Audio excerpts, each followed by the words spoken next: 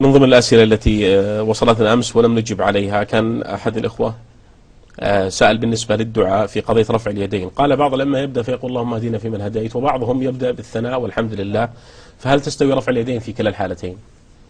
الظاهر أن رفع اليدين يكون في الدعاء نعم. في التمجيد والتقديس وفي نعم. السؤال والطلب. نعم. لأن الدعاء أنواع، دعاء الله تعالى والسؤال إما بالثناء عليه، نعم. وإما بوصف حال الإنسان، وإما بذكر الحاجة مباشرة. نعم. مثال الثناء والمجد، مثال الثناء والتمجيد قال اللهم لك الحمد. نعم. أنت ربنا وما إلى ذلك. مثال وصف حال الإنسان رب إني لما أنزلت إلي من خير فقير. نعم. مثال السؤال اللهم اهدنا فيمن هديت. وفي الجميع من الآداب أن ترفع اليدين في الدعاء.